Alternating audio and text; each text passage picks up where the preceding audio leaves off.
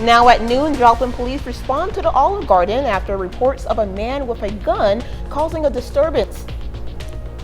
And we have an alert day today for severe thunderstorms this evening and overnight. All hazards are possible of what could be a significant severe weather event. Well, the latest coming up. And a car accident in Asbury involving 2 trains. The 4 states' most watched news starts now. The Joplin police respond to the Olive Garden after reports of a man with a gun causing a disturbance. This is KOAM News at Noon. I'm Amber Jenkins. According to Captain Trevor Duncan of the Joplin Police Department, a call came in just after the noon hour on Sunday of witnesses saying a man was causing a disturbance in the restaurant. Conflicting reports said the man had a gun, or rather displayed it, and by the time police arrived to the scene, the male and his party were no longer on the scene. The man has not been located and his identity is still unknown. No reports of injuries or arrests were made, and business is back to normal at the restaurant. Captain Duncan says if anyone has information, contact the JPD non-emergency line. Now let's check in with Chris for a look at the forecast.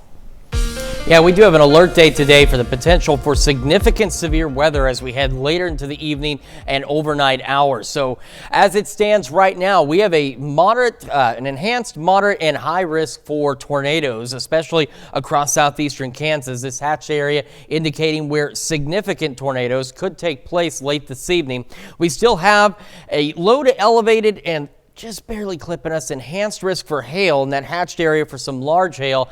And the next big concern is for the wind, and this changed just before the noon hour. We have a moderate risk for wind across portions of most of southeast Kansas, northeast Oklahoma, and just scraping into the far parts of southwestern Missouri. The hatched area encompasses all of our viewing area, and that's because though in that zone we could see winds 70 or 80 miles an hour, if not potentially greater, as we head into this evening.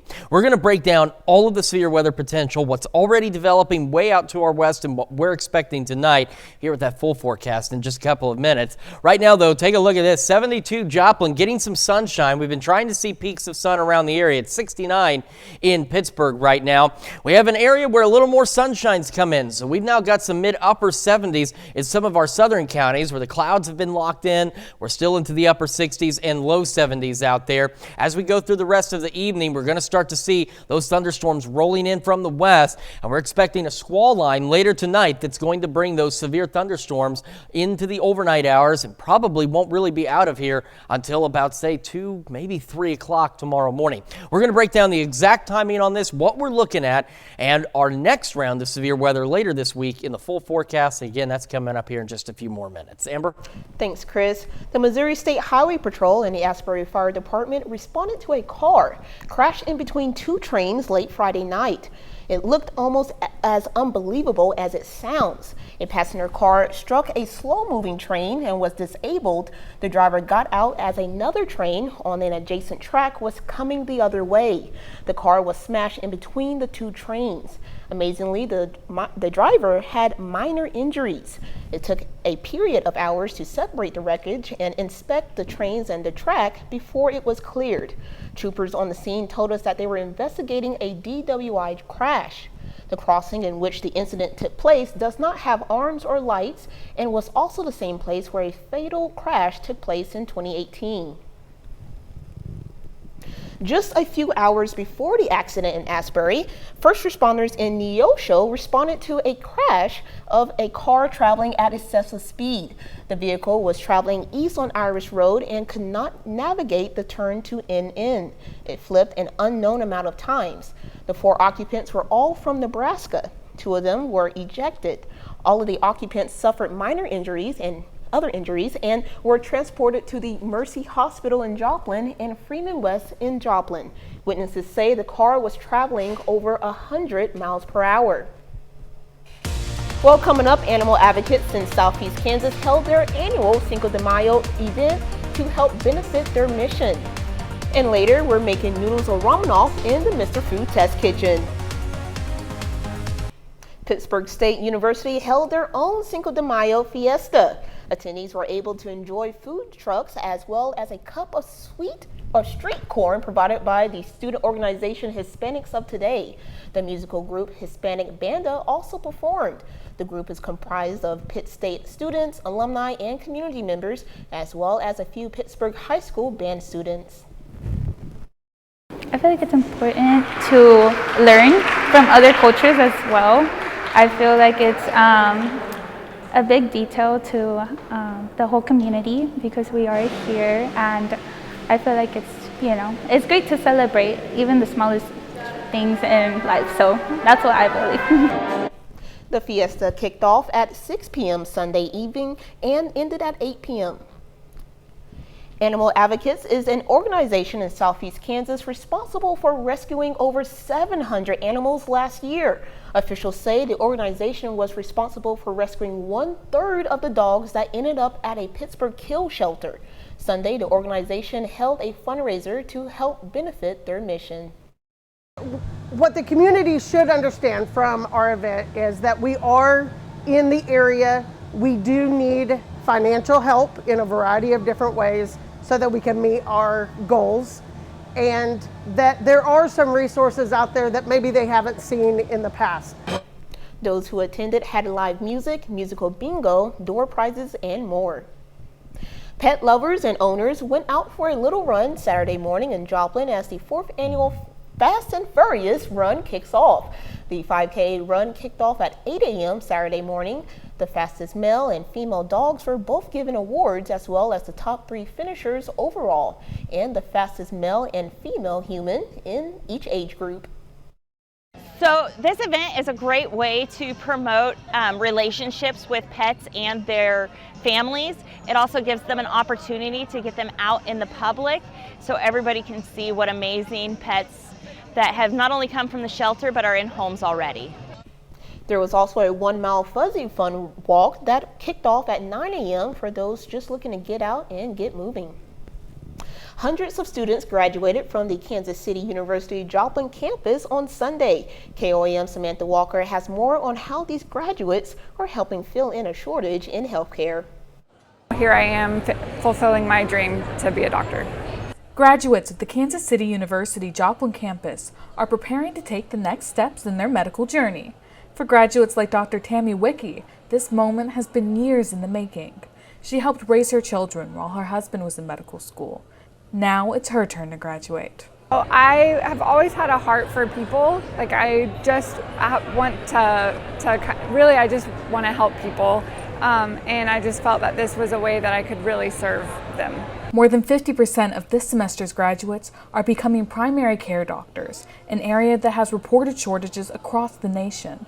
An estimated 30% of Americans don't have a primary care doctor due to shortages, according to the National Association of Community Health Centers. The vice president of KCU and administrator of the Joplin campus says these shortages are especially notable in the 4-state area. It's just that certain areas interest students more than just primary care anymore. And it's changed gradually over the past decades, but we're at a point now where it is becoming a crisis. We are struggling with a primary care shortage, and especially in rural areas in this part of the country. Wicke says she's staying in her hometown of Joplin and going into family medicine. She says she is proud to hopefully be able to help support the same community she grew up in. This goes back to the tornado. We were in the tornado, and the way that the community came together after and during that time just gave me a big heart for the people. And so having lived in other places, there's just no people like the Midwest Joplin people. So we love the people here. Reporting in Joplin, Samantha Walker, KOAM News. The Kansas City University Joplin campus first started classes in 2017. Still to come on KOAM News at noon, Mr. Food. If you have a hard time coming up with a main course for dinner, never mind what to serve with it, then put down your remote and pay close attention. And we're tracking the potential for severe thunderstorms as we head into the evening and overnight hours. We're going to break down the timing and what we're looking at when we come back.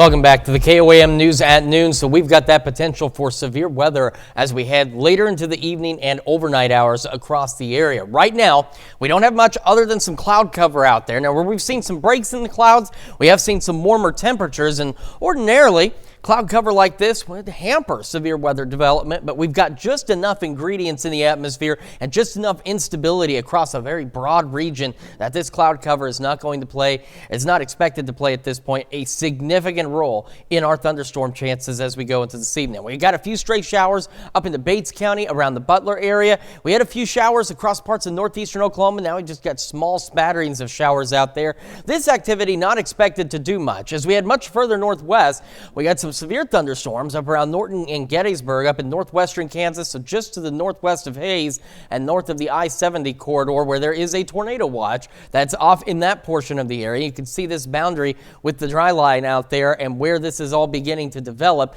More explosive thunderstorm development is expected here in the next about 2 or 3 hours along this dry line, and it's going to extend back into the panhandles of Texas and Oklahoma. And this is the activity that as it develops down here that we're going to be keeping a very close eye on as we go through the next several hours across the area. In fact, a number of schools out into parts of Kansas and Oklahoma out west have already either let classes out early, are planning to, or have canceled afternoon and evening activities. And I know that there have been some changes to some of our districts around here. Miami, the FFA group, scheduled to leave this evening. They will be leaving tomorrow evening. So do check with your school district to see if there's any changes in any afternoon or evening activities across the area. And here's why. This is what we are looking at. We have a moderate upwards of high tornado risk across the area. Now the high just clipping parts of Elk and Chautauqua County. We have the moderate risk and we have an enhanced risk that goes across the rest of the area. And then we've got the hatched marks, which indicates the possibility of significant tornadoes of EF2 strength or greater. Right now, the hatched risk confined right up to the state lines of Missouri and Kansas and then back into northeastern Oklahoma. But still, we have that enhanced risk out there.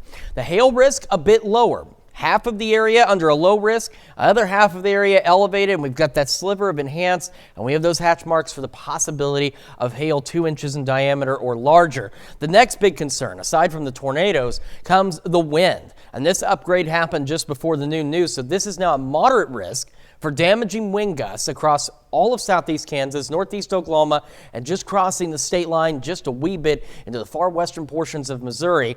And then on top of that, the hatch marks across the entire region indicate the possibility of significant winds. So we're talking 70, 80 miles an hour, potentially higher, with a squall line that's expected to roll into the area late this evening. So what are we looking at timing-wise? We've still got some time for us here in the 4 states before we're even going to start to see any of this activity encroaching upon our area. So again, a few scattered showers, maybe a rumble of thunder out there. There's the remote possibility one of those pop-ups could be strong to low-grade severe, but that chance is relatively remote. It's going to be later this evening. We go about 7, 8 o'clock. Here comes this squall line, and take a look at some of the bowing features on this thing. And you guys at home, if you may recall, the bowing structures on squall lines is where you have some of those most intense winds out there. And look at how quickly this moves from 8 to 10 p.m., now rolling into Pittsburgh, Fort Scott, through Parsons, Coffeyville, Veneta, Bartlesville, and just outside of Galena, Riverton, Baxter Springs, Joplin, Lamar, Carthage, Stockton. And you see the bowing, and then you see this notch here. Now, again, the future track is giving its guess. It's not saying this is going to happen here, but these are what we've got to watch for, because those notches is where we can get those spin-up tornadoes. And that's why we still have that enhanced risk for tornadoes across a good portion of the area. This squall line could generate that. But this bowing formation, these bowing shapes and those bowing notches around those are where we're going to anticipate the strongest, most damaging wind gust potential out there as this continues to roll off through the area overnight tonight. So here we are at midnight, still pushing through the area, not losing any steam as it rolls through, and then it will clear out. And I do want to very quickly show you Wednesday, because our Tuesday looks pretty good. Once we get those morning storms out of here, it looks good. But by Wednesday morning, we have another cold front triggering additional showers and thunderstorms out there, and some of these as we go, say, between 9 a.m. and about 3 p.m. could be strong, potentially severe as well. So here's a look at what Wednesday looks like. Down the road, we have an enhanced risk out there for some of us for strong, possibly severe thunderstorms Wednesday. But again, our main focus right now is tonight with those severe thunderstorms coming in. That's why we have the alert day. Highs today, upper 70s, 80 tomorrow, low 80s Wednesday. And if you look toward the weekend, we have a pretty decent weekend shaping up out there before we see more storms by next week. But again, stay here with KOAM. We'll be tracking these storms all night long. I know it. Well, if we can get through this week, like you said, we have a pretty nice weekend ahead. We do have a little bit of a break this weekend. Only if we can get through the week. Stick around. We're making noodles Romanoff in the Mr. Food Test Kitchen. We'll be right back. If noodles by themselves are too basic for you, well, we're making noodles Romanoff in the Mr. Food Test Kitchen. Come dinner time, it's usually tough enough to think about what to serve as a main course. Never mind what side dishes to serve with it. So wouldn't it be nice if we found a side dish that went with practically everything, always gets rave reviews, and takes no time to throw together? Well, we have it, and it goes together like this. We begin by cooking some wide egg noodles according to the package directions. While they finish draining, we mix some sour cream with a stick of melted butter, a good amount of Parmesan cheese, a little minced garlic, chopped parsley, and a bit of salt and pepper. After giving this a good mix, we gently toss the noodles with all that creamy goodness. And if you want, you could even add in some ham or chicken to hearty it up. We spoon this into a baking dish and we'll top it with more Parmesan before popping it in the oven. Couldn't get any easier than that. And whether you serve this with a store-bought rotisserie chicken or a steak you threw on the grill, don't be surprised when our noodles Romanoff steals the show. To get the recipe, all you have to do is visit our website. I'm Howard in the Mr. Food Test Kitchen, where today we found a noodleicious way for you to say, ooh, it's so good.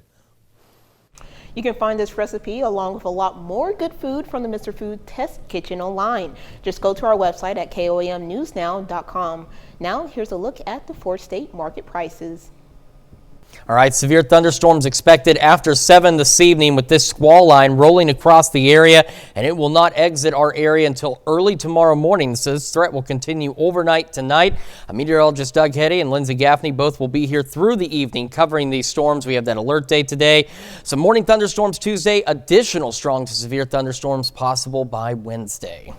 Hey, looking pretty good. I know you're going to keep an eye on those storms. Absolutely. Well, Dal, what's going on at the 5? A lot's coming up at 5. For starters, skin cancer is the most common type of cancer, but also one of the most preventable. Dermatologists say a recent survey finds not enough people are taking the right precautions.